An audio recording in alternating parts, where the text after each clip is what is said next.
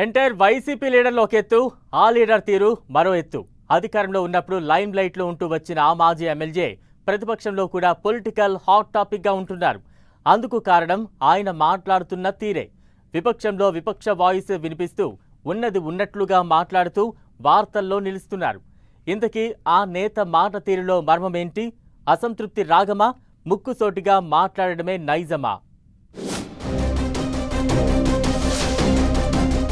Kethireddy melody voice వెనుక reason ఏంటి? ఎందుకు విపక్షంలో విపక్షం వాయిస్ వినిపిస్తున్నట్లు? ఉన్నది ఉన్నట్లుగా మాట్లాడుతున్నారా? అసంతృప్తిలో ఉన్నారా? తెలుగు రాష్ట్రాల్లో కేతిరెడ్డి వెంకట్రామిరెడ్డి స్టైలే వేరు. తనకంటూ కొంత ఫాలోయింగ్ ఉన్న నేత అతను.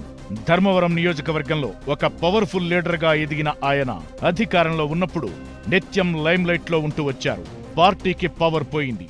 ఆయన ఎమ్మెల్యేగా ఓడిపోయారు. ఆ తరువాత కూడా సోషల్ మీడియా వేదికగా పోస్టులు పెడుతూ హాట్ టాపిక్ ఇష్యూస్ మీద రెస్పాండ్ అవుతూ వస్తున్నారు. ఈ నేపథ్యంలోనే పలు సందర్భాల్లో కేతిరెడ్డి చేస్తున్న కామెంట్స్ చర్చకు దారితీస్తున్నాయి. ఆయన ఉన్నది ఉన్నట్లుగా మాట్లాడుతున్నారా, లేక అసంతృప్తి గళం వినిపిస్తున్నారా? విపక్షంలో అపోజిషన్ వాయిస్ ఏంటి అన్న చర్చ జరుగుతోంది. సోషల్ మీడియాలో యాక్టివ్గా ఉండే పొలిటీషియన్ కేతిరెడ్డి వెంకట్రామిరెడ్డి తన అభిప్రాయాలను నిక్కచ్చిగా నిర్మోహమాటంగా చెప్పడం ఆయన స్టైల్. అధికారంలో ఉండగా గుడ్ మార్నింగ్ ధర్మవరంతో హైలైట్ గా నిలిచిన ఆయన ఎన్నికల్లో అనూహ్యంగా ఓడిపోయారు. తాను ఎంత కష్టపడినా ప్రభుత్వ విధానాల వల్లే పరాజయం ఎదురైందంటూ తరచూ తన అభిప్రాయాలను చెబుతూ వస్తున్నారు కేతిరెడ్డి. ఇటీవల కాలంలో సొంత పార్టీ విధానాలను విమర్శిస్తూ ఆయన ప్రకటనలివ్వడం చర్చనీయాంశమవుతోంది. మాజీ ఎంపీ విజయసాయిరెడ్డి రాజీనామా తరువాత పార్టీపై కేతిరెడ్డి సెటైర్లు వేయడం అనుమానాలకు తావిస్తోంది.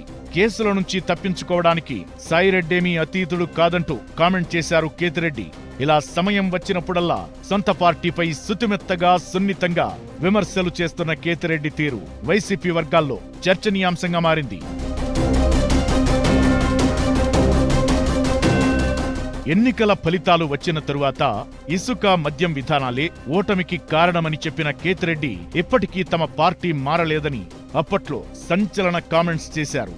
టీడీపీ ఆఫీస్పై దాడి, చంద్రబాబు అరెస్ట్, చంద్రబాబు భార్య భువనేశ్వరిపై మాటల దాడిని గుర్తు చేసిన కేతిరెడ్డి వైసీపీ ఓటమికి ఇవే కారణాలుగా చెబుతూ వస్తున్నారు. షర్మిల కూడా జగన్ ఓటమికి ప్రధాన కారణమని కూడా చెప్పారు. మీ ఫ్యామిలీలో ఆస్తి గొడవలుంటే కోర్టుకెళ్లి పరిష్కరించుకోవాలి గాని వైఎస్ఆర్ ఫ్యామిలీని నమ్ముకుని కొన్ని కోట్ల మంది ఉన్నారన్న విషయాన్ని మర్చిపోవద్దంటూ వైఎస్ బ్రాండ్ను ఎత్తిచూపారు కేతిరెడ్డి. ఎన్నికలు ముగిసి 7 నెలలవుతున్నా గత ప్రభుత్వంలో జరిగిన తప్పులను కేతిరెడ్డి పదే పదే ఎత్తిచూపడం హాట్ టాపిక్ అవుతోంది. డిప్యూటీ సీఎం పవన్ తీరుపై ప్రశంసలు కురిపించి సోషల్ మీడియాలో వైరల్ అయ్యారు కేతిరెడ్డి.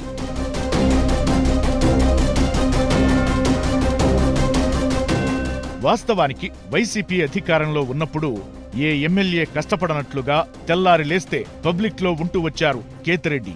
ధర్మవరంలో గడప గడపకు తిరిగి ప్రజలకు దగ్గరయ్యారు. కానీ నియోజకవర్గానికి ఏమాత్రం పరిచయం లేని సత్యకుమార్ చేతిలో ఓడిపోవడంతో ఒక్కసారిగా కేతిరెడ్డి డీలా పడిపోయారట. అయితే వైసీపీ విధానాల వల్ల తనలా కష్టపడిన ఎమ్మెల్యేలు కూడా ఓడిపోవాల్సి వచ్చిందన్నది కేతిరెడ్డి ఆవేదనట. దాంతో ఓటమి తరువాత ఆయన వైరాగ్యంతో కనిపించారు. ఎప్పుడూ స్టైలిష్ డ్రెస్సులతో, హెయిర్ స్టైల్తో ఉండే కేతిరెడ్డి కొన్నాళ్లు గడ్డం పెంచుకుని లుక్కే మార్చేశారు. ప్రజలు తనని ఓడించారన్న బాధనో లేక వైసీపీ విధానాలు నచ్చడం లేదో తెలియదు గాని కేతిరెడ్డి కాస్త అసంతృప్తి గళమే వినిపిస్తున్నారు.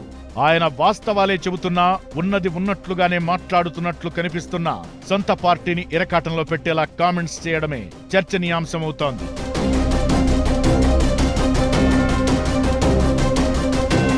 అసలు కేతిరెడ్డి మనసులో ఏముంది?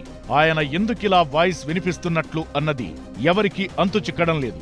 అయితే వాస్తవాలు మాట్లాడితేనే ప్రజలకు నచ్చుతుందని తమ నేత స్వభావం కూడా అదేనని అంటున్నారు కేతిరెడ్డి అనుచరులు.